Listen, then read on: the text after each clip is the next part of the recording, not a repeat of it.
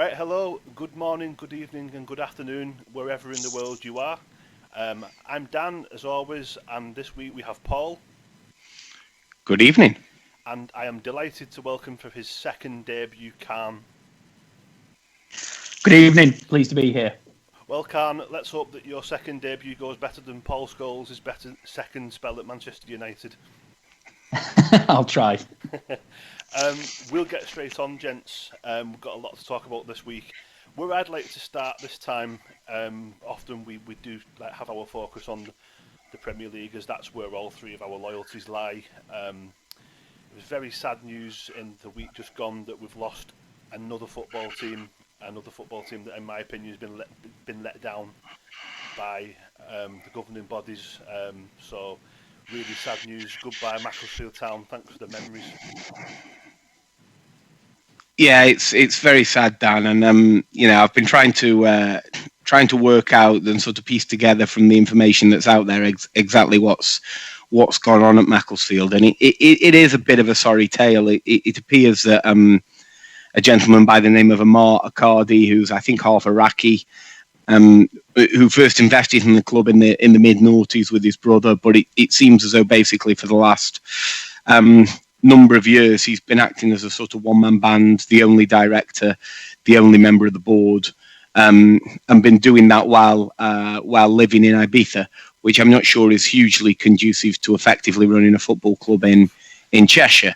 And there's been a number of financial problems for a few years. I think actually date back before Macclesfield came back into the Football League in 2018. One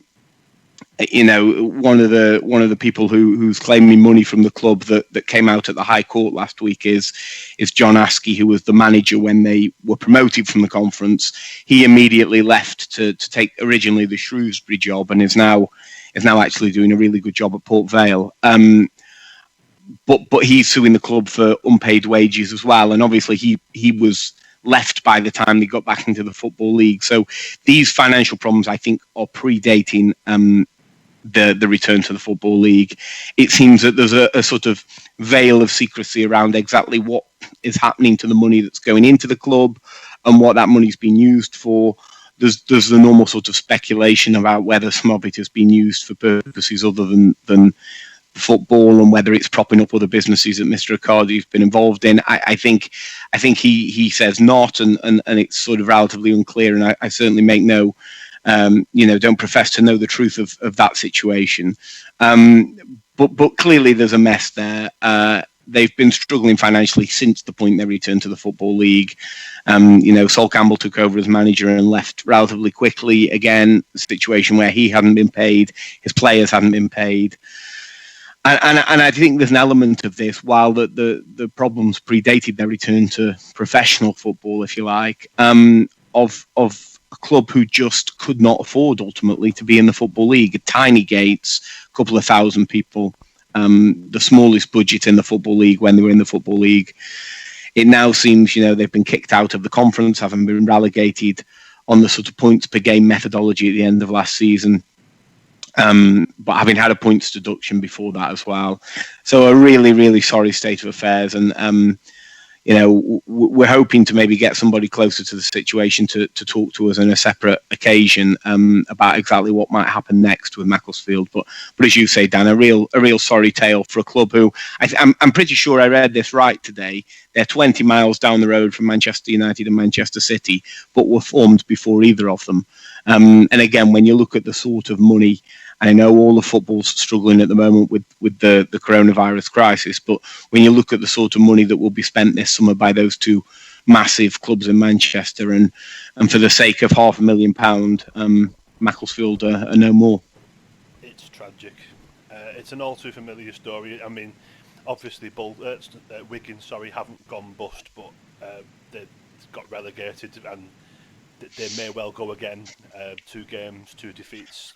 A very young squad.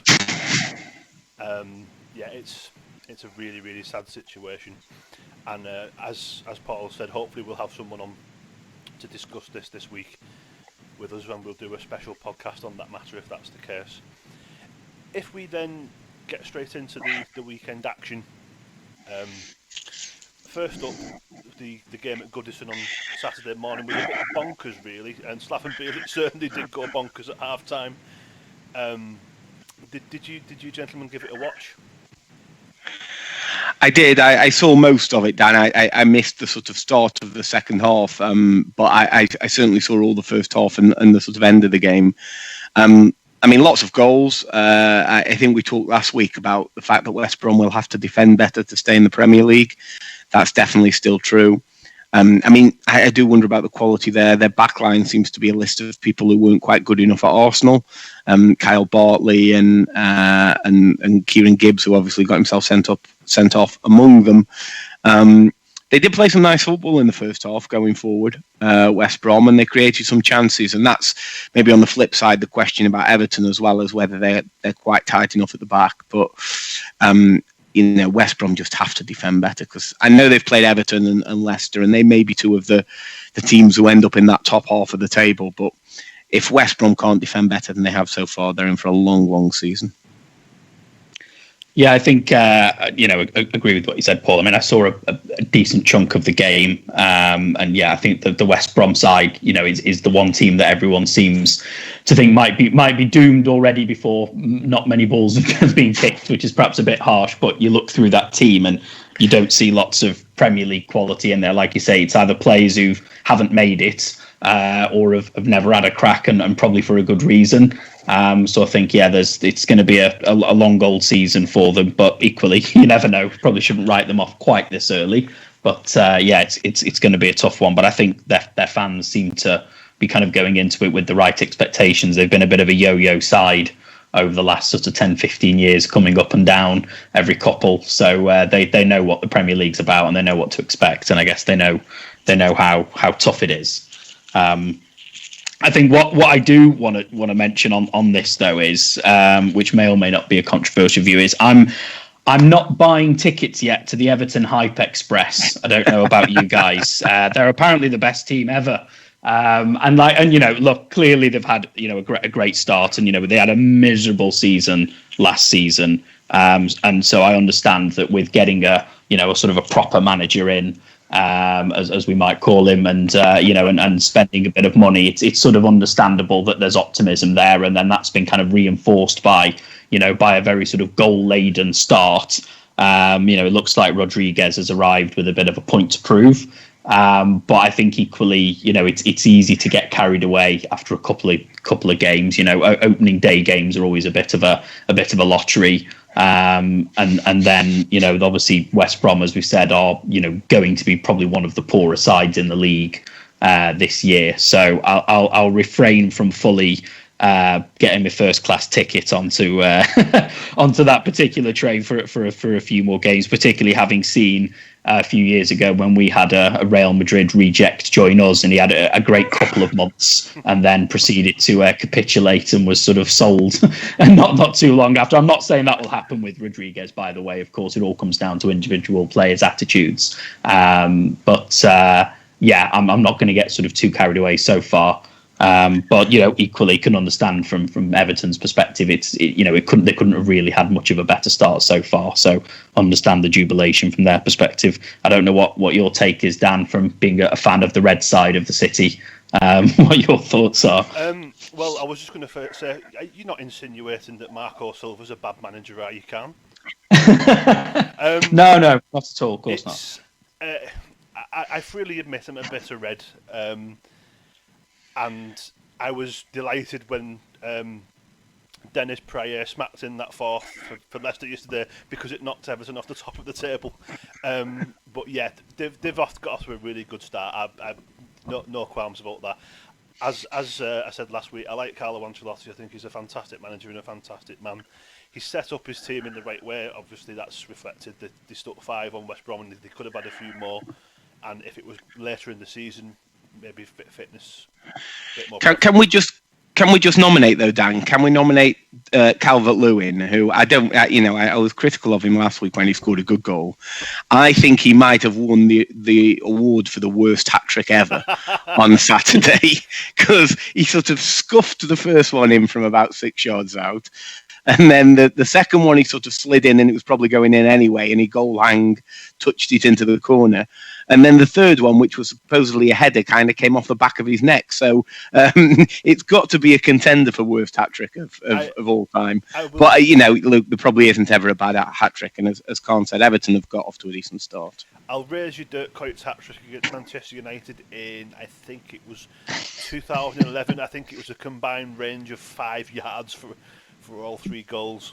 I remember it well. I was cowering under a table in a pub during that game with my eyes closed. I remember it. The only other thing I was thinking with Everton, I'm sure we need to move on, but I think the finish was 12th last season. It was it was a bad season for them, and but even with all this excitement, do we realistically think they can finish any higher than 7th? Which, is still 5 places higher than last season. So you could argue in any measure, a 5-position swing up the table constitutes a good season.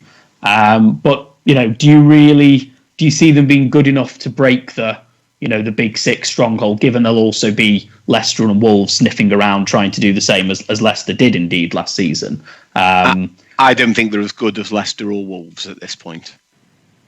So yeah. I think there's probably 8 teams at the moment that I would say are better than Everton, and then Everton are in that next group of teams looking to kick on. Look, they may well do it, and they do have some talented players. There's no doubt the likes of Rodriguez, and even though he's an older player, Allen's come in and done well. And I've always liked Doucouré. I thought that was a really good buy from Watford. Yeah. But I think at the moment, I still think top half is probably where Everton are looking rather than top 6. Knowing Evertonians as I do, I think that they would probably be happy with an 8th or a 9th place finish, so long as that was supplemented by a good run into the Cup. Because last year they got knocked out of the Carling Cup quite early, if I recall. They got knocked out by Liverpool in the FA Cup 3rd round, and basically the season was over in the first weekend of January. And I think if Carlo Ancelotti can kind of crack the cups a little bit, I think that a 7th or 8th place wouldn't be too bad. I think Everton would probably take that. I think that they want to make more progress in the cups. That does seem to be something where they've had a struggle. Yeah, it's a good point. If we then move on to Ellen Road, that was the 3 o'clock kickoff. I didn't see too much of this because I had Soccer Saturday and Colchester United against Bolton were prevalent in my afternoon. So Leeds are consistent, if anything. 7 goals in each of their first 2 games, but this time they was on the right side of a 4-3 scoreline. Yeah, and I did see this game, Dan, and I mean, this was another slightly bonkers game. I have to say, I thought Leeds for an hour were fantastic. Played at a really high tempo, made chances, spread the ball about nicely, got into dangerous positions, scored some good goals, and all the sort of things, again, we said about West Brom last week with their defending, and it repeated exactly the same with Fulham. I mean, the 4th Leeds goal is a counter-attack down the left-hand side. Leeds have got a runner from midfield, and the Fulham midfielders have barely moved, frankly, to track the run. And when Scott Parker said at the end of the game that his players have to smell danger a bit better, I think they just have to see it. It's right in front of their faces. And at that point, you're thinking this could get really messy for Fulham. There was half an hour left. It was 4-1. And then Fulham scored a nice goal to make it 4-2. It was a good finish by Bobby Reid. And then all of a sudden, from nowhere, Leeds were hanging on. And I do wonder, it's been talked about in seasons before, hasn't it, that is Bielsa ball a sort of style of football that leaves you completely whacked by March. And I wonder a little bit if within the tempo of a Premier League game, it left them a bit whacked by 65 minutes on Saturday. And Fulham, ended up 4-3, and I think they hit the post as well. So in the end, Leeds were hanging on a little bit, which for the first hour, you just couldn't see how Fulham were going to get anything out of the game. The Fulham side that's come up this time looks a different proposition to the one that came up, a couple of years ago. A lot's been said about how they obviously they bought a whole new 11 that time, and it clearly didn't work, and had about 11 managers, I think, by the end of the season. Whereas this time, perhaps unsurprisingly, under Scott Parker, who just seems a very sensible guy with a good head on his shoulders, as they've largely kept, I think, most of the same team. So there'll always be that question of, is there the right quality? But I think they just feel a lot more stable and consistent. And I think, they're obviously just at the moment trying to find their level a little bit in the Premier League. Whether they'll have enough ultimately to stay up, I don't know. But I certainly don't see them having as calamitous a season as they had when they were last in the Premier League a couple of years ago. It's centre half for me. I think that's where the problem is. Michael Hector's just not a Premier League footballer. He just isn't. Bless him. And I think that's where the problem lies for me. When they came up last time, one of the signings that I did quite like, amongst all the money they were throwing around, was they signed Alfie Mawson from Swansea, who just had a really good year, albeit in a poor Swansea team. And I was really surprised it never quite worked out for him at Fulham, and I think he's moved on now, at least on loan. So, I think it's centre half. If they could get somebody in, and I think we might touch on who needs what before the end of the show, but if they could get someone in at centre half, that'd be a big help for them. And of course, there is plenty of time left in the window. There is. Just a quick point on Leeds. Obviously, again, a very entertaining start from them. I don't know if you think are there any hallmarks of sort of Norwich last season, sort of starting off in a blaze of glory, goals left, right and centre, and then by October it fizzled out, and then again they had a long old second half of the season. I don't know what you guys feel about Leeds, if they can sort of go the distance, or if you think they'll, they can't have a 4-3 every week, right? It'll do more harm than good over the course of a season, I think. So I don't know what your thoughts are on their approach. I was very impressed with them at Anfield last week. Whether or not they can continue, it depends on. I think your first home game being a fellow promoted team is actually pretty kind. Will they be able to sustain that? I guess it depends on the fixtures. Like if you look at, I believe West Ham and Tottenham have got a terrible run of fixtures coming up, haven't they? That might influence their season, and I think the same could apply for Leeds as well.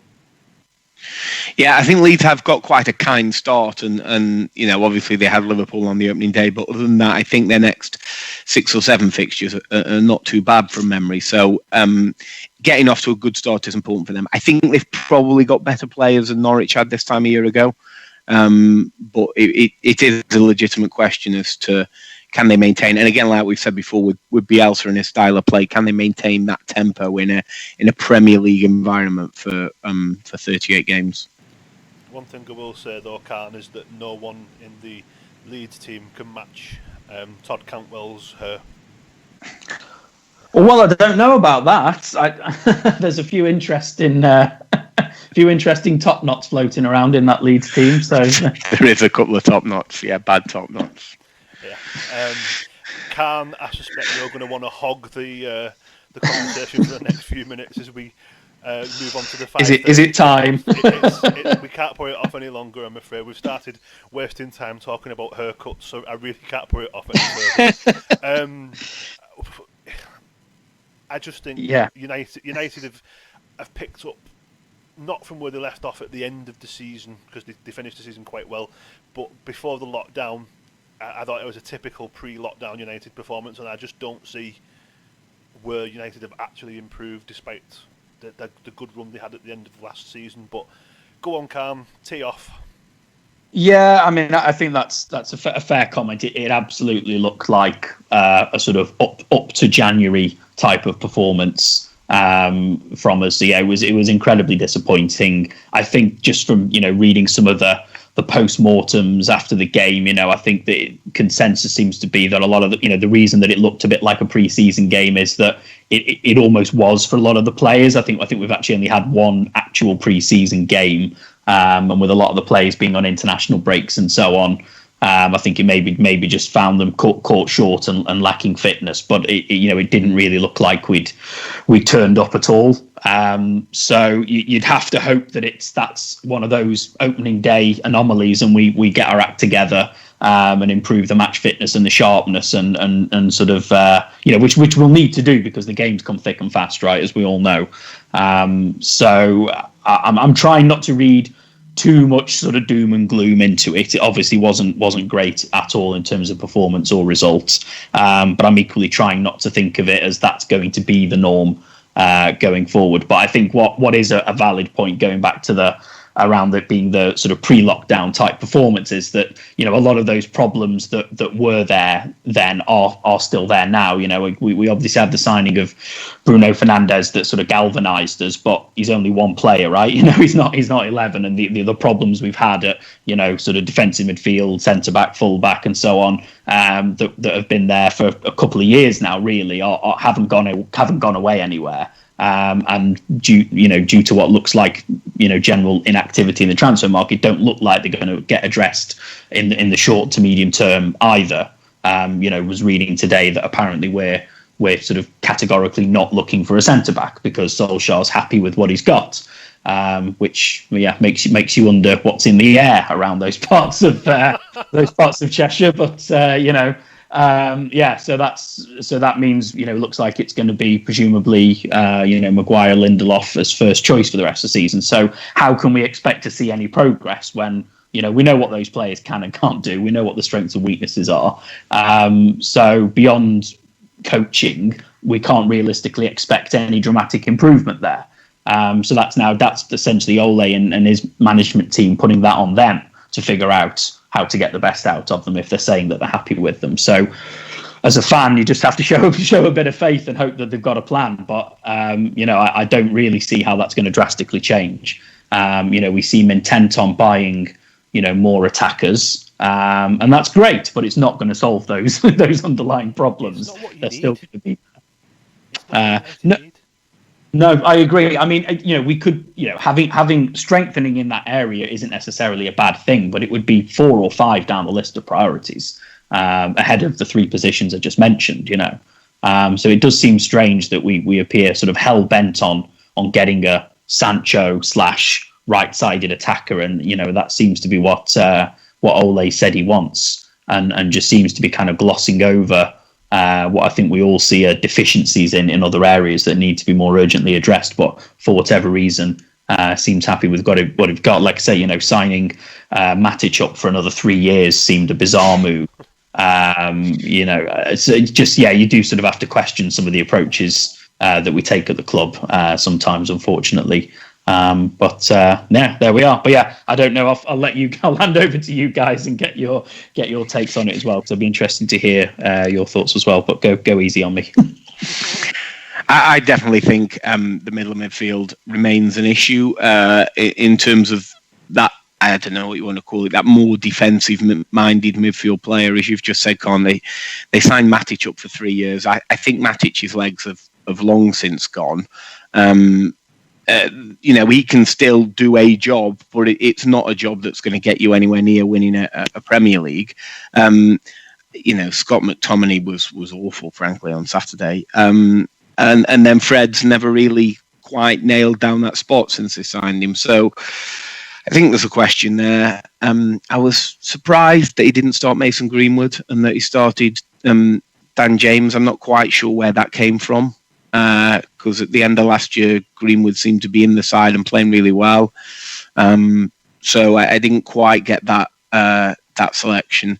I didn't think Rashford or Martial played very well at all either. I think the thing that you have to say, and shouldn't get lost in the Manchester United conversations, I thought Crystal Palace were excellent. I thought they were really good value for their victory. They had a very simple game plan. They had a nice shape about them, and when they got the ball, they attacked Manchester United in the channels. And both Andros Townsend and Wilfred Zaha caused United all sorts of problems. Zaha obviously got himself a couple of goals. Townsend got the other. You know, and when you look at it, Crystal Palace have won 2 from 2, and they were one of the teams I thought might have a slow start. So, yeah, I think there's 2 sides to that match. Manchester United really didn't turn up. Whether being a week behind in their preparation, having had the extra long break, was a factor or not, I don't know. I suspect we'll see what Manchester City look like later this evening and decide that it doesn't matter whether you played last week or not. But maybe that won't be the case. but I think the fact that United were a week behind might be a mitigating factor, but it wasn't impressive from them. Crystal Palace were really good. I was impressed with. Sorry, Kaan.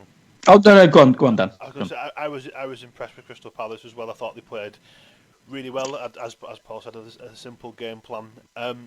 When they went 2-0 up, and this is going to seg into a couple of debatable decisions this weekend, to say the least. They deserved to be 2-0 up at the time, but the way it happened, that's not handball. I'm sorry, it just isn't. No, my understanding of what they've now done with the rule on accidental handball is that it isn't punishable except when it's a shot at goal or a clear goal-scoring opportunity. Now, I suppose you could argue that was a shot at goal from Jordan Ayew.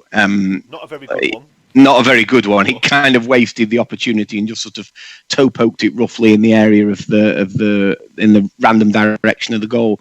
Now, Lindelof was stood about a yard away from him, and it's hit him on the arm, and his arm's kind of coming across the front of his body. I don't think it's in an unnatural position. I don't think it's away from the body as such. And if you go back and look at the clip, I thought what was really interesting, not a single Crystal Palace player, not Ayew, nor I think it was Townsend and Zaha who were sort of running into the box as well when you see it from the wide shot. Nobody appeals. Not one player. The game goes on. Marcus Rashford has a shot at the other end. Goodness only knows what they'd have done if that had gone in the top corner. But the game goes on. Marcus Rashford has a shot at the other end. Then suddenly they bring it back, and Atkinson, after consulting with the video ref, who I think I'm right in saying, Dan, was John Moss. I believe it was. Which fills you with no confidence. Yeah, exactly. Atkinson gives a penalty. It was the worst penalty I've ever seen in my life from Jordan Ayew. De Gea saves, and then you get to the second controversy, which is, was he off his line? Now he was, but by a millimetre or two. I mean, that rule was sort of tightened, the goalkeeper coming off the line rule, because of your mate Jerzy Dudek, Dan, who, when he saved the vital penalty in that Champions League final from Shevchenko, had almost played Shevchenko offside. He was that far out of his goal. But I don't think the rule was brought in for the fact that a goalkeeper has to move his feet in order to be able to dive. I just thought both, by the letter of the law, I can just about see it's a shot on goal, it's hit a hand. And by the letter of the law, I can just about see that De Gea's, an inch off his line. But I don't think either of them really are common sense decisions. And we'll get on to some other handballs over the weekend, but I didn't think it was a penalty. I thought it was a bad decision. I thought they got the decision right, and then John Moss got involved, and surprise, he ended up wrong. And then, as I say, I just thought that making them retake the penalty was ridiculous. Notice Roy Hodgson didn't let Jordan Ayew grab the ball again, though, when they had the retake penalty. I think he was as far away from the scene as possible, and Zaha smashed it into the roof of the net. So penalty. It was a good penalty. Some strange decisions, but I think most Manchester United fans that I've seen commenting on social media, etc., have been quite sensible about it and said, you know what, we deserve to lose the game. So, bizarre refereeing decisions or not, that shouldn't take away from the fact that Crystal Palace were the better team on the day. Yeah, I think just on the decisions, I mean, it seems that there's always controversy now around anything kind of VAR related, and I think there's always a debate of is it the rule that's at fault or the use of the VAR, or sometimes it's a bit of both. But do you think that this sort of handball scenario is going to become like is it one of the flavour of the month things that the sort of these refereeing unions seem to have, where it's the one thing that always gets picked up on in minute detail when other rules seem to get sort of, they're a bit more lax on, but there always seems to be one thing every season that, whether it's because they've had a briefing on it or whatever, it's, oh no, we'll bring the game back because of that. So actually, the goalkeepers off the line is one of the things that they've been expressly told to look out for and clamp down on this season. Again, I don't know who's told them that that's a massive problem, but that seems to be one of the things that they've had a directive on. I don't know about the handballs. I think, to be honest, handball has been a problem since we've had VAR. I go back a couple of years to the Llorente goal in the Champions League against Manchester City for Tottenham. There were a number of incidents last season where handball just seemed to be adjudged slightly strangely. And And then again, as I say, there were a number of incidents. We'll come to the others, but that was certainly one, the penalty for Palace on Saturday. Yeah, from my perspective, I don't think it was handball. I don't think Lindelof has got time to handball it on purpose. No. It's just hit him. And as a fully paid up member of the goalkeepers union, I think there's far more important things in football that we can be cracking down on than that. And in my opinion, there were two wrong decisions, and therefore, if I could have chosen one referee who would have got the decision right, gone to the TV screen, and then got the decision wrong, it would be Mr. Atkinson.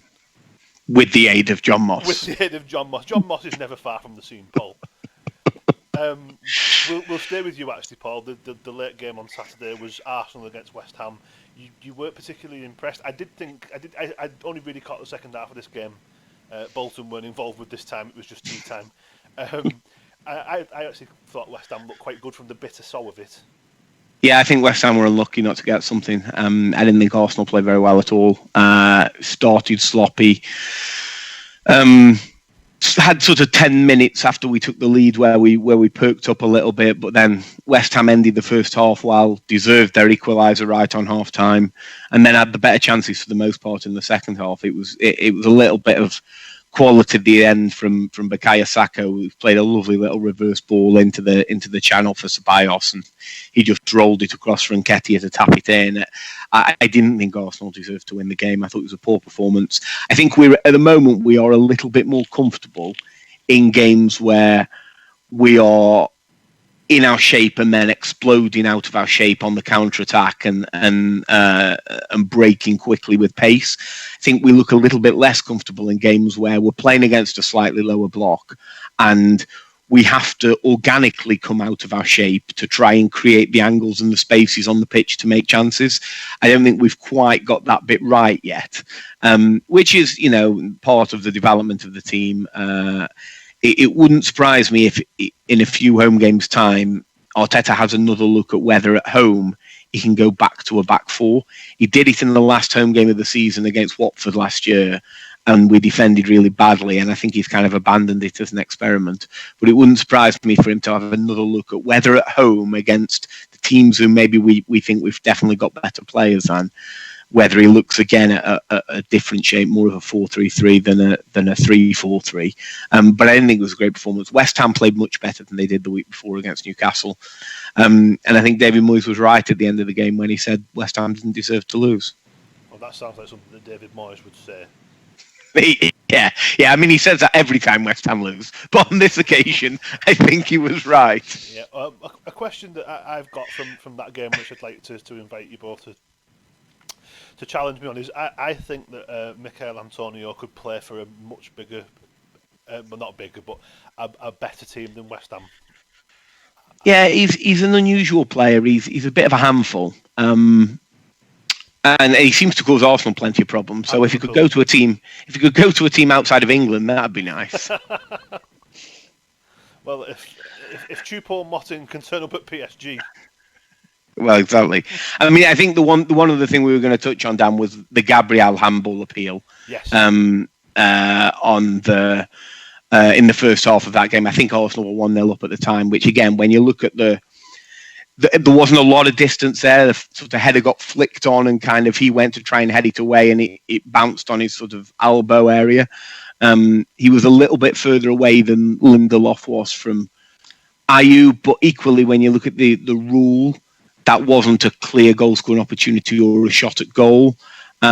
Again, I didn't think it was a penalty, but I can completely understand why if you're a Manchester United fan and you say, well, how is the one against Lindelof a penalty when he's 4 yards closer than that one? It does bring up this horrible question of consistency. I didn't think it was a penalty against Gabriel. I didn't think it was a penalty against Lindelof either, though. So. It does just show again that the consistency isn't quite where we'd like it to be.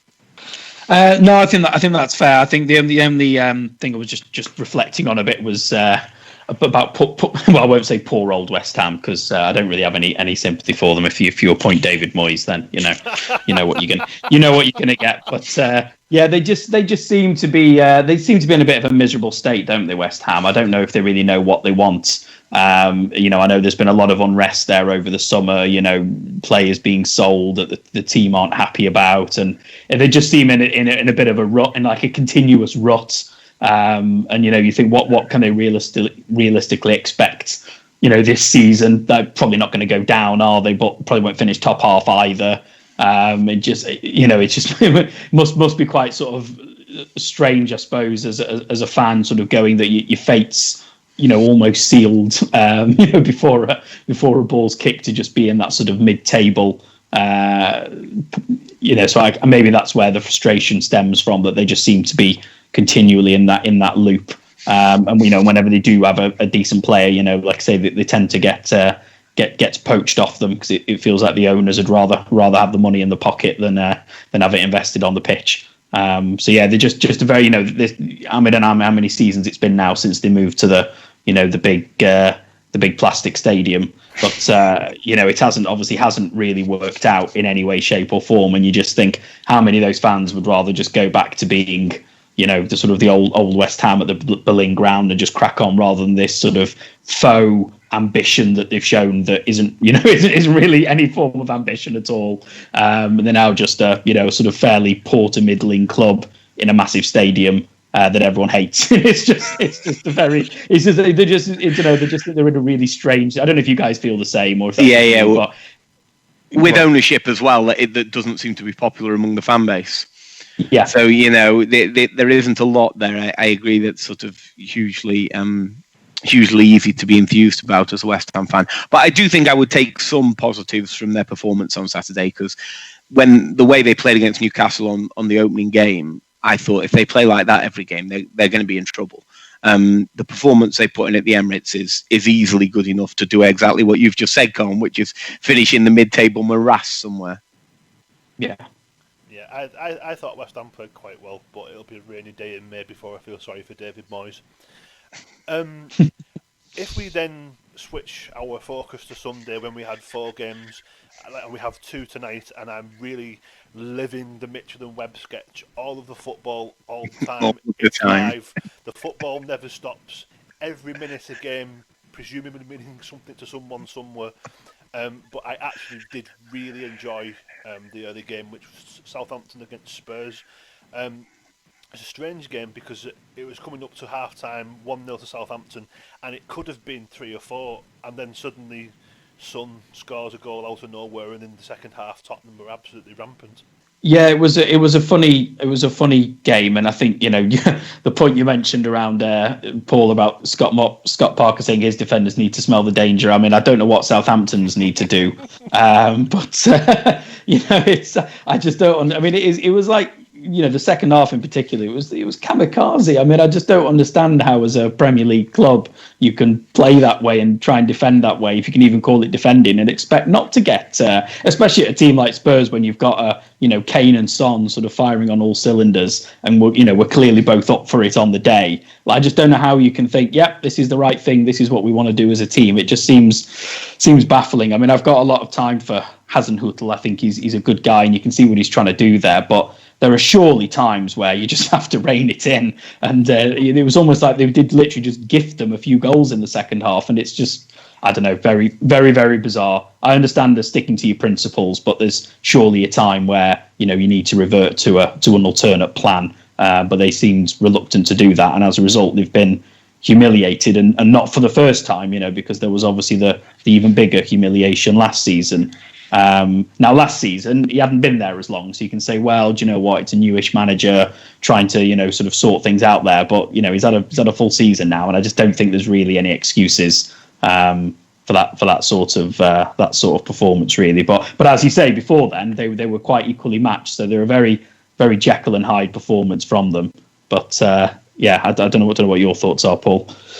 Yeah, I mean, I'll come back to Southampton in a second. I think that goal right before half-time for Son might be a bit of a defining goal for Tottenham, because I didn't think they really looked as though they got much of an idea about how they were going to get back in the game before then. And I think that goal clearly gave them a huge confidence boost, and they came out the second half and Con, you're absolutely right. Southampton's defending was a mess, but Spurs played really well in that second half and thoroughly deserved the win. I mean, I'm a huge Son fan. I don't like many Tottenham players, Fantastic. but Son's brilliant. He's an absolutely outstanding footballer. Dangerous every time he gets the ball. Kind of doesn't play a position. That's what I love about him. It doesn't matter where you start him on the pitch. What he's fantastic at is finding where the spaces are in the opposing defence. And he starts nominally on that left-hand side, but he ends up all over the front line, and he's just a really talented player. Southampton, you remember that I was quite high on Southampton at the end of last season. I think they had the 4th best record in the Premier League post-lockdown. But we had this discussion then about the fact that they started last season painfully slowly and were kind of in trouble come November time and then went on a terrific run. And I don't know what it is that Hassan Hoodle does in the pre-season and in the very shortened pre-season that we've had this year. But not much would seem to be the answer, because they seem to start the season, whether we begin in August or September. Southampton seem to start really slowly. I watched the game the week before and we talked about that at Crystal Palace, and I thought they were really disappointing. And then, second half, they just capitulated on Sunday. I'm not worried yet that Southampton are going to be in a relegation battle. I think they've got too many good players. I think they'll be okay. But you can't. Bournemouth found this, didn't they? They had a number of years where they get off to slow starts and they'd be all right because it was Bournemouth and they got good players. But if you can't quite find that next gear when it kicks in around Christmas time, then they will be in trouble. So they need to get some results on the board pretty sharpish, I think.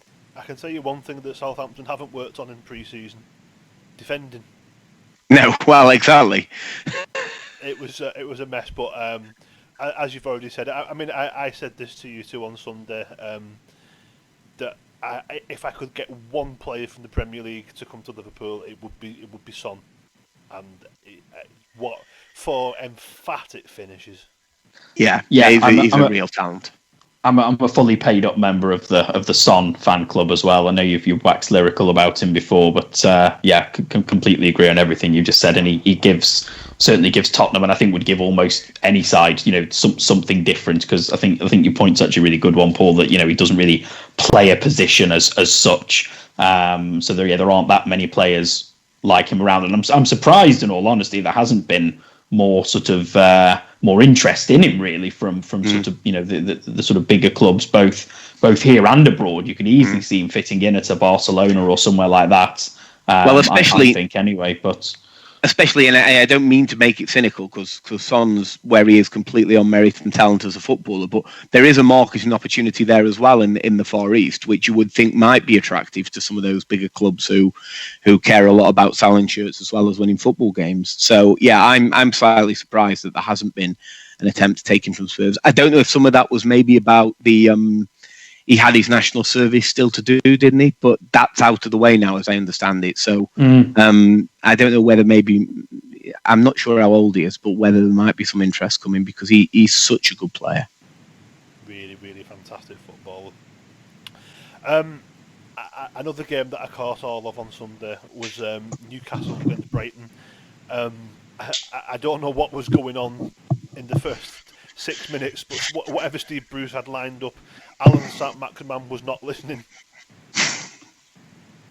Yeah, it's a bad result for Newcastle, having played really well at West Ham on the opening day, to come home and be 2-0 down in 7 or 8 minutes against Brighton. I missed the first goals because I switched over and was watching the NFL build-up and thought, the Newcastle game will have kicked off now. I'll switch back. And I'd already missed Brighton being 2-0 up, and Steve Bruce taking a sort of big sigh on the touchline was basically the first view of that game I got. I thought it was disappointing from Newcastle. They may be a team, Dan, that really misses the home advantage that you get from the fan base up there. Yeah, agreed. The fans often roar them home in close games. This wasn't a close game, though. I think the Newcastle left-hand side might have joined you watching the NFL. Jamal Lewis and Saint-Maximin. Saint-Maximin actually went off injured, and it didn't get much better. Tariq Lamptey was flying up and down that right-hand side. He was awesome. He was man of the match by some distance, and he only played 60 minutes. Yeah, he looks a really good player, doesn't he? I'm not quite sure. It seems as though he left Chelsea because he was like, no, I want to go and play, and I don't believe I'm going to play here. And if he did, and turned down bigger clubs than Brighton because he thought he was going to go and play at Brighton, then absolutely good luck to him, because that's the sort of attitude you want from a young player who wants to try and make it in the game. Yeah, I was doing a bit of reading up on it earlier, and it looks as though that is more or less the case either. And apparently, Chelsea don't have a buyback option. So regardless of what happens, they won't be able to just hook him back too easily either. But also, what it does seem to be a bit of a trend now, and it's a good one, where players are sort of taking younger players are taking control of their own destinies a bit more, and not just. Sure.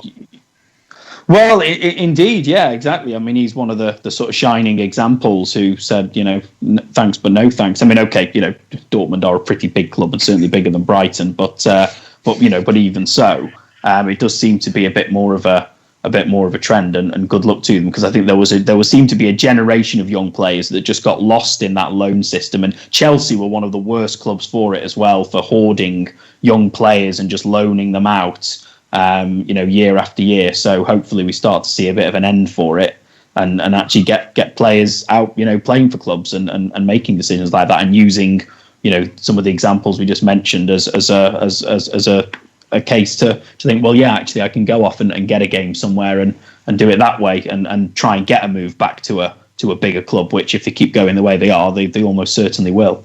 Rather than just sitting on a bench or playing in the reserves or out on loan somewhere where you never really feel like you belong. So yeah, good on them. And one more note on Brighton, Dan, because I know Brighton are the sort of club that we could be accused of just glossing over every week. But I think really big for them that Maupay got a couple of goals. I think I've talked before, my worry with Brighton is always, will they score enough? And I think if anyone's going to, it will be him. So for him to get a couple of goals and kind of get off the mark is really big, I think, for them for the season as a whole. Yeah, Brighton never seem to score. It doesn't seem like they score more than once often. So for them to score 3 times away from home is a very, very impressive result. And you know what? They actually played really well against Chelsea on that Monday as well. They were right back in the game, and then that screamer. Yeah, it was just bad timing, wasn't it? Because they just got themselves level, and then I say they got themselves level. Kepa got them level, and then more of which to come. And then Reece James scored an absolute screamer. So yeah, I think I think I've been pleasantly surprised with the start Brighton have made. Yeah, and it's nice to see Adam Lallana wasn't seriously hurt as well. I said keeping him fit last week would be a big challenge, and of course later on that night he hobbled off with cramp after 40 minutes. You don't see that very often. Not from professionals, no. No. You just mentioned Kepa. I think that's a very, very stylish and smooth way to move on to the game at Stamford Bridge, where the champions went to a ground where we don't tend to do too well, but Jurgen Klopp can't stop winning at Stamford Bridge. I was really impressed with how we set up, how we played. We were in control of the game before Christensen put Sadio Mane in the Taz mission and tried to choke him out. Frank Lampard said that it wasn't definitely a red card. Well, Frank, you definitely don't have a head the size of a small planet, but you do. It was a red card. And Chelsea stuck in at it, but you cannot give a team like Liverpool an extra man. There's 2 teams you really don't want to go down to 10 against. One's Manchester City, the other's Liverpool.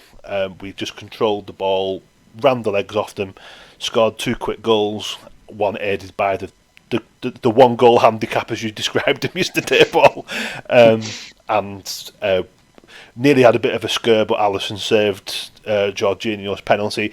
I think Jorginho's been asking for that, his little hop, skip and jump. As a goalkeeper myself, not a very good one, but a goalkeeper all the same, I always dive later for penalties, and I'm surprised more pros don't do it, to be honest, because you get a save like that, or you throw your hat on it. Job done. 6 points from 6. Very happy with that result because I think it's a good time to play Chelsea. They've got a few injuries and they've got a lot of new players to try and bed in. So I'm glad that's out the way.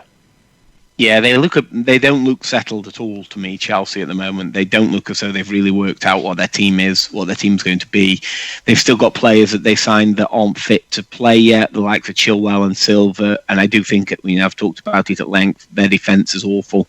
So they need those players in quickly. Their goalkeeper's liability, they've signed a new goalkeeper. I think that deal is now done, isn't it? The guy from, I think he's coming from Rennes, is he? Is that coming? I think that's pretty much done now. They need that to happen quickly. There was an interesting discussion on Match of the Day 2 last night. I don't know if anybody caught it. I caught the end of it, where Shearer and Murphy were discussing, in hindsight, knowing that you were going to bring another goalkeeper in to take his place, whether it's worth even have started Kepa for those first 2 games, or whether you'd have played Caballero, who is not great and not the answer, but at least he's going to still be at the club as a deputy, and kind of everybody, including Kepa, must know he's on borrowed time. It's a fair question, and one in hindsight that maybe Frank will have a think about. I just didn't think at any point, even before the sending off, there was any danger of Chelsea winning the game. No, I didn't think they really looked like they had. Their approach seemed to be, and Frank said after the game, we looked dangerous a couple of times on the counter attack with Werner. Well, to me that looked like they cleared it, and then 10 players stayed behind the ball, and Werner tried to run against the whole Liverpool defence. That's not looking dangerous on the counter-attack, as far as I'm concerned. Yeah, I think it's interesting with Chelsea. It's a bit of a modern football microcosm over the last week or two, because a week ago they'd done what one of my friends refers to as winning the transfer window. But it's like you also do need to play games, guys. You actually do need to play well. So there's one thing like having sharing the list of all the players you've signed on Twitter is great, but then actually it matters what they do. It matters what they do when they're on the pitch as well. That there is that's like actually have to turn up and play a game of football every now and again. So yeah, maybe a bit of a reality check there for in the Chelsea camp. And yeah, I think like you say, much for Frank to ponder. And they need to start by getting them all on the pitch, and that's the thing. Chilwell and Silva need to get fit and get on the pitch because the back four's awful. Yeah. And there seems to be an issue with Rudiger as well, doesn't there? Rudiger wasn't in the 18 yesterday. Now, I don't think Rudiger's great, but he's better than Christensen and Zuma. So it's really interesting. And then obviously when the sending off happened, they brought Tomori on, who was on the bench, who I think's a talented young kid. But there's an issue there if Rudiger can't get in the 18 when those two are the starting centre halves. Something doesn't quite smell right there. Did I hear that Tomori's possibly going on loan to Everton as well? I heard that rumour, yeah. I think I heard that yesterday. Bizarre if you're about to loan him out that you're playing him in front of somebody who's, been in recent years a key part of your team. Can I just double check? We've got 3 red cards here, haven't we? It was definitely a red card. It's not just me making that up. You all agree with me there, right? Oh yeah, it was definitely a red card. I mean, and again, I'm surprised you didn't hear me. I'm in St Helens, you're both in London. I'm surprised you didn't hear me screaming at the television when Mr. Tierney come wandering over with a yellow card. Yeah, it was definitely a red card for me, Dan. Yeah, I mean, I don't know if the referees have been told to take the more cautious approach with regards to red card decisions, but that, to me, was a flagrant red card. He had him into Taz mission. It's an MMA move to stop it. Yeah. It was a crazy thing to do as well, but it was a game changing moment. But as you've already said, Paul, I think we were in complete control at that point anyway, and brought Thiago off the bench to get moving with his Liverpool career, like what I saw, and hopefully there's more to come from him. The late game, again, I really enjoyed this. This is a fabulous game of football.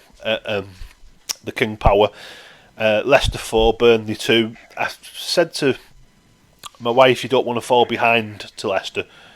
No, because Burnley went in front. So you don't want to fall behind to Burnley. They're not the kind of team that you want to be chasing a game against because they dig in. But Leicester looked really dangerous, came from a goal behind and won the game with change to spur. Yeah, I didn't see the game, Dan, but the the result is an impressive result because, as you say, Burnley are they don't let him fall that often, Burnley, and certainly when they get ahead, they can be a tough team to peg back. So it was an impressive win again from Leicester. They've started with 2 nice wins against West Brom and Burnley. Again, I've seen people asking Rodgers after the game about a title challenge. I think they need to, just hold the horses a little bit there. Again, it might be an express train Kaan's not quite bought his ticket for. Leicester are a good side. They are a threat, I think, to finish in the top 6 again, as they did last year, finishing 5th. But I don't think at the moment they're strong enough as a squad to think about a title challenge. And I don't think Leicester think that either. Yeah, that's a bit bizarre, I must admit. I think if they can stay in the top 6, I think that'll be a good season for them. I think my only comment, I didn't see the game, unfortunately. I'm going to watch the highlights after this, or after the City game probably. But just interesting point that you mentioned last week, because I did listen to it. Was around Leicester, around where the goals come from Leicester, because they won 4-2 and what one man wasn't on the score sheets. So maybe a bit of maybe some signs there that other players are able to to chip in when needed as well. Whether we'll see that through the season, we'll have to wait and see. But it must be encouraging for Rodgers. That I'm sure that must be something they look at for that exact reason that you mentioned. I think it was Paul. Beyond Vardy, they don't have many guaranteed goal scorers. It must be something Rodgers is mindful of and has perhaps worked on a bit, maybe in pre-season to look at how they can get other players into those goal scoring areas. With that being said, there are games on today, but we can't review games that have yet to happen. Aston Villa are 1-0 up late on against Sheffield United, who've been down to 10 men since the 10th minute, I think. That also was a red card. And they missed a penalty, Sheffield United. And they missed a penalty, yeah, they had the chance to go 1-0 in front. It'd be a big win for Villa. I think we talked last week about Villa getting off to a good start. They didn't play last weekend, so this is their first game. It would be a big win to start them off with. Yeah, and Graham Scott's the referee, and he actually got the red card right, so I hold my hands up, well done. Doesn't happen very often, so and I don't mean me holding my hands up, I mean Graham Scott getting it right. We've gone up to level 4 today in the COVID ratings, if you will, the warning system. Do you guys think that we are going to have some disruption soon? I know there's been a positive test in the Leyton Orient camp ahead of their game with Tottenham tomorrow. Now Sky have still been advertising that as happening. I don't know whether that will be the case. There's been a positive test in Man City as well. I believe Gundogan's tested positive. Oh, right, okay, that's passed me by. So I think, I think it's a good point, Dan. I don't think we're going to have a long pause of all activity the way that we did back in March. I wouldn't be surprised though if we don't see individual games start to get postponed where there's been tests within the camp. I think the Premier League's clearly doing a very good job. Players have been tested, I think, pretty much every day, if not every day. So, that there is a method in place now that wasn't in place in March. I think we're much more aware now the way training grounds are set up. Even just watching the end of the Tottenham documentary on Amazon, you see the way that the training grounds have been adjusted to cope. So I think we're in a much better place as a game to cope with it than we were when things first hit and Arteta tested positive back in that week in March when all things sort of seemed slightly crazy. But it wouldn't surprise me if 1 or 2 games here and there fall by the wayside and have to be rearranged and we end up with difficult calendars at the end of the season. It's one of the reasons why, as much as I'm a traditionalist about the FA Cup, I agree with the decision to scrap replays for the season. I think it's absolutely right. I also think that there may still come a case at some point in the season where we have to think about whether we're really going to try and play the Champions League and the Europa League through to their conclusions in the normal way. There is a model now that worked last season that they can go to if they need to, if that frees up opportunities to finish domestic leagues. So I wouldn't expect us to have a complete shutdown, but I think there may be the odd bit of disruption. Yeah, I think that seems a a fair assessment. I think that the leagues, from the bits I've read, it looks like they are going to carry on for the reasons you've mentioned. That things are a bit more understood now and processes and measures are in place. But I think the point around when you said around scrapping replays, I thought you were going to say scrapping the FA Cup, because it does almost make you, not permanently of course, but it does almost make you wonder, like, do we really need to see a Liverpool third string team against Leyton Orient or whatever in the current, like, is that really what the world needs at the moment? It just does. I just feel like maybe lines do need to be drawn somewhere, and perhaps would it be that outrageous if the two domestic cups didn't happen for a year, given everything going on with the world? Would it be the worst thing in the world? I know obviously it comes down to sponsorship and money and all that, but I certainly don't think there's actually that many clubs that would mind. I would have scrapped the League Cup. If it was my choice, I'd have scrapped the League Cup for this season. I would. Yeah. Well, I'd have tried to carry on with the FA Cup and see where we are at Christmas, but I'd have scrapped the League Cup. But as you say, Colin, there's money and sponsorship involved, and I think the League Cup struggled for sponsorship in recent years anyway, so they might be a little bit loath to do too much to interfere with it. I was just about to say, Paul, I've got a problem with your statement there. Not this season, just scrap the League Cup. Dan's favourite competition. Just give it to Manchester City. Just like you said, Sevilla. Just give Sevilla the Europa League. Give Manchester City the League Cup. Done, sorted. I'm happy with that. Yeah, I mean, there's a question again about how serious clubs are going to take it, and I think those games are this week, aren't they? There's a whole range of Carabao Cup games this week. And there's a lot of nice ties as well, like Newcastle, Morecambe, Lincoln, Liverpool, Luton, Manchester United. There's some nice games. Yeah, Fleetwood and Everton, I think, is another one, isn't it? So there is some sort of, some smaller clubs versus bigger clubs. You're loath to lose them, but I just wonder, again, given what we're facing, whether that's the right tie. But hopefully we don't lose too much of the season. Hopefully we're unaffected. And of course, you've got all these lovely ties, like Lincoln against Liverpool, for example. A friend of mine is from Lincoln. He's a Lincoln fan. You can't go and see it. No, exactly. So it's a shame. It's a real shame. I mean, obviously it's good for Lincoln that they'll get a percentage of the TV money and whatnot, but yeah, it takes a real shine off the knockout competitions if there's no one actually there to see them. But I'm expecting some disruption. Just to I know neither of you are massive rugby league fans. Obviously, I am. What's been happening with the Super League is that individual games have been getting cancelled. Maybe two, depending on the circumstances with track and trace. And those fixtures will have to be filled at a later date. What Super League have also done, which will never happen in a million years in football, is the league table has replaced points with a points per game average. So there are no points now. It's just points per game as an average. Okay. Which it's going to be very difficult to split teams at the end of the season, because I think the top four in Super League are separated by, I think the top three have all got the same number of points. So technically Saints are top on points difference on top of average points per game. It's all a bit messy and confusing, but the idea is that you have to play a minimum of 15 games to qualify for the top four, which is then the playoffs, which is then leads to a final. Now, obviously, football doesn't have that problem, but rugby league has been quite badly affected by this, and there's not the amount of testing. There is significant testing, but not the level of testing that goes on in the Premier League. So that season has been hampered, but we're just trying to get through to the end of the season to make sure that the season finishes, because whilst it would have been bleak for football teams if the season was voided, it could kill rugby league stone dead.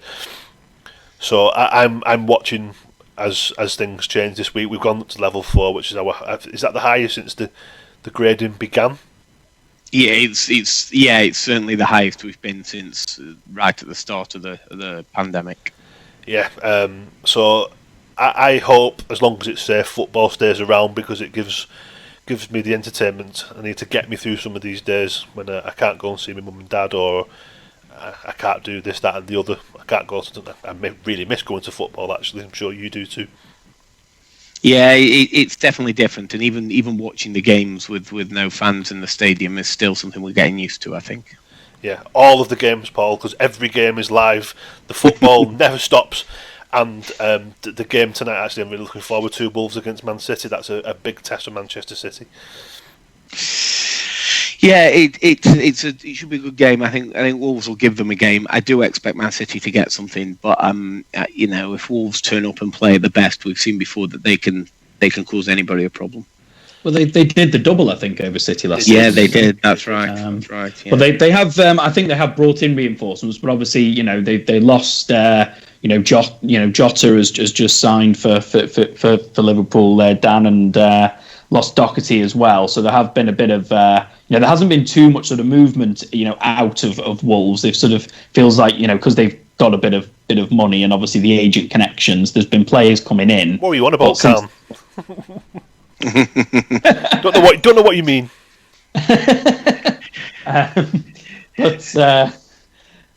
My second least favourite agent. So you can probably guess who my first is. But anyway, that's a separate discussion. But so this feels like maybe the first time they've perhaps had players almost sort of poached off them a little bit. So it'd be interesting to see how they kind of reorganise themselves. To account for those. So definitely will be interesting to see how they get on because they are something of a bogey team for City. They always seem to give them a game because actually they gave them a game before they got promoted, didn't they, in the Cup? I think a couple of years ago, and even then, since they've come up, they've just always seemed to play well, even if they don't always win. City always know they've been in a game against them, so they do just seem to have that bit of an edge. And as you said earlier, Paul, it'll be interesting to see if City are sort of caught cold in the way that. United were, or if that's just going to blow my theory out of the water, and it just turns out that United are just rubbish. But yeah, I think just on Man City very quickly, and I know you kind of wanted to touch on transfers anyway, Dan. I'm surprised that they've not brought reinforcements in up front. I know everyone still talks about them in the centre half, and I think that's right as well. They're starting with Ake and Stones tonight, and Stones has been seemingly out of favour for forever. So that does just suggest again. You look at the bench, it's Otamendi there, and then not much else in terms of defenders. So there is still a question of centre half, but I think if Aguero's out for 2 or 3 months, which it looks like he is, I'm just not sure whether Jesus is really going to kind of give them what they need in the intervening period. So I am surprised they've not brought a proper centre forward type in as well.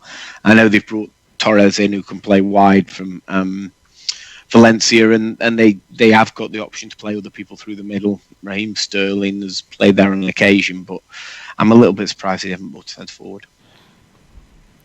The thing is as well is when it comes to the centre half problem, and for me that is a massive problem that City have. They've been linked, there's been like discernible links. Like Koulibaly is the one that everyone's talking about. They don't seem to have been linked with any centre forwards, even so much as linked. No, I agree. Fantastic though he is, Sergio Aguero is not getting any younger, and he's out till November at the earliest. I just get the feeling, unless things change, and obviously there's another 2 weeks till the window slams shut. As Jim White would say, just imagine me wearing yellow and black. Don't. This is a family podcast. I don't think that City have closed an 18-point gap. I just don't feel as though they have. Yeah, I still think they definitely need to add. Still, at the moment, I don't think they've necessarily done. I expect them to be better, but I don't think they'll be, at the moment, I don't know if they're good enough to win the Premier League without having 1 or 2 more players come through the door. No. Well, I mean, Liverpool were by some distance, the best team last season, and they've got better. So it's not about just even getting parity with last season's Liverpool. You've got to think, well, a great team has added in sensible areas and brought in, I think, a couple of really talented players. So you've got that to contend with as well. It's not just matching where Liverpool were at last season. There's, they could feasibly be even better this season. So, it's a big job, not just for City, but for anyone trying to have, that has pretensions of winning the title, has to consider that as well.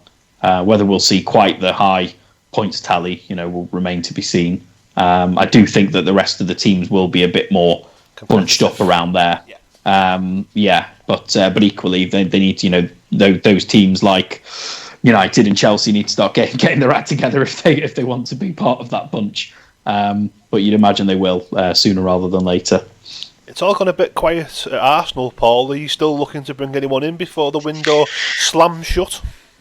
I think they would still like to do. So I think we've signed a goalkeeper today. This man who's got the same first name as surname, I think is Icelandic, Runarsson. I think that deal's done. The area that they still want to address, and I think it was shown up again on Saturday evening, is central midfield. They ideally, I think, at the start of the summer would have liked to have brought both Partey and Ayor. I can't really say it. The guy from Lyon. Awar, is it? I'm sure it's like that. Yeah, Ayor. I think they'd have liked to have brought them both in, but that required them to get more bodies out of the door than they've been able to do. I think Socrates is likely to go in the next week or so. Torreira possibly as well, although that looks like a loan, and the hold up is whether it's an obligation to buy or a right to buy at the end of the loan. But they haven't been able to get takers for Guendouzi. They haven't been able to get Mr. Ozil off the wage bill, and as a result, I think realistically, the money that they've brought in for Emi Martinez and the money that they'll save on getting the likes of Torreira and Socrates off the wage bill might enable them to do one of those midfield deals, but I don't think they'll be able to do both. Kaan, are United's eggs all in the Sancho basket? I mean, honestly, your guess is as good as mine. Yeah, I mean, it seems as though that, like I said earlier, that's who we seem sort of hell-bent on signing, but not hell-bent enough to match Dortmund's valuation of him. Apparently, the player terms are all fine. It's the fee. So whether we decide, knowing us, Ed Woodward, he always blinks first. He'll just find 40 million at 11.59, and it'll go through. We know that's how we do things. So yeah, we'll have to see. But whether we'll, and obviously, despite mentioned there are other problem areas. I mean, it would obviously be fantastic, to see him in the Premier League, and he is a very exciting player. So there is part of me that as that kind of like schoolboy fan, you always want these kind of exciting players to come to your team. But that won't, it will help us, but it won't make us any more solid at the back. So there's still a bit of there is still work to be done there, but like I say, I don't know if that's work that's necessarily going to be addressed via transfers. We will keep an eye on the transfer situation as it unfolds in the next couple of weeks. We'll touch on it again, but in terms of the transfers that we made very suddenly over the weekend, quite unexpectedly, the movement. Obviously, Thiago had long been linked, but he returned to Bayern for pre-season training, and you're suddenly thinking, well, maybe that's not going to happen. But from the Athletic, the excellent Athletic and James Pearce, it would seem as though Bayern accepted a quite heavily instalment-based transfer fee. From their point of view, it would seem that it's better to get 5 million a season for someone who's out of contract and they could lose for free in 12 months. And Jota really came from nowhere. I do like him. I think he's a good player.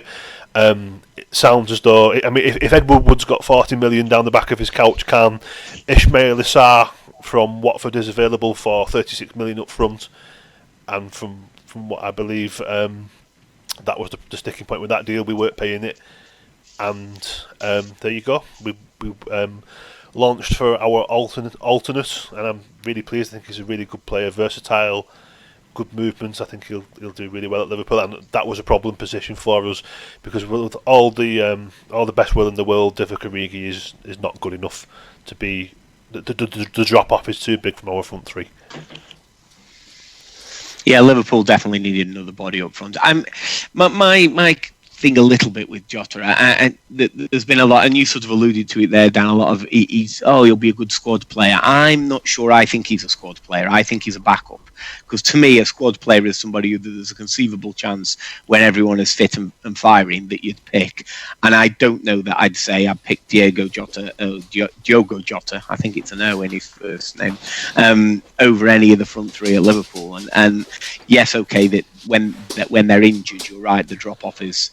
And equally, we know there's an African Nations Cup. We talked about that last time, and Mane and Salah may well be both missing a period of games in the new year. So I can see the sense in the deal. The question for me will be, how do they keep him involved and match sharp between now and that period when they might need him around Christmas and the New Year? Balancing that with the fact that the front three they have are all excellent players, and it's difficult to make a case for leaving one of them out. Yeah, it's a nice problem to have. It's not a problem that we've had too often over the last 10 years. Yeah, exactly. It's a first world problem in football terms, Dan. I completely accept that. But it did just pique my interest for that reason. In terms of other clubs who need to do things, I think we've already touched on Fulham need a centre half. I think that's a major area of weakness for them. If they're going to give themselves any chance to stay up, I think they need to improve defensively. I still wonder. I know, and I think Villa are still winning, aren't they, as we speak? Or maybe even have won. But I think at 1-1-0, I still think there might be someone else who can get a goal for Aston Villa. Whether it's as a central forward, they've brought Watkins in from Brentford. Maybe somebody who plays wide of that front three who gets goals. I think they've just done a deal or are about to do a deal for Traore from Lyon, who was at Chelsea as a kid, and maybe he's the answer. But I still think at Villa, they need a few more goals in that side. Central midfield, I touched on last week, Newcastle central midfield. I think that's an area where, and again, it was probably reinforced at the weekend, where they need to add one or two. And Burnley just look as though they're very thin squad-wise. Yeah, there seems to be problems at Burnley. Sean Dyche doesn't appear to be too happy, and I know a couple of Burnley fans, and they've both been carping about the squad being too small, and it's going to come back to bite them. Yeah, I think that's a fair concern if you're a Burnley fan. Right, well, we've put the football world to rights there. John Moss is still an idiot. VAR is inconsistent, and the handball rule is grim. It's been fun, gents. Kaan, it's been lovely to have you back. It's the first, it's your first appearance for 8 years. Time flies, but yeah, no, great to be back. Thanks for having me. So if it's Kaan's first appearance for 8 years, is he a backup or a good squad player? We'll have to find out. See what I'm like at Christmas. I've kept match fitness. Well, we've changed to a front three. We've changed formation to accommodate Kaan. Is that important? We'll be back next week. Hopefully, we'll be able to get someone to speak to us about the Macclesfield situation. We are going to try and do journalism when we can. Obviously, me and Paul are both qualified journalists, so we should put that degree to use after all, Paul. Yeah, if we can get someone on, we'll definitely try and do that, Dan. Yeah, and I'm going to be approaching someone who we used to go to uni with about speaking to us about how life has got going for AFC Bury. Yeah, that would be a really interesting thing to touch on as well. So I'd like to thank you all for listening. Especially thank you to the person in Sweden who's downloaded the podcast. I was been enthusing about that all week. A truly international podcast. It's been a great time, gents, and we'll catch up with you all next week. Bye, Dan. Cheers, guys. Thank you.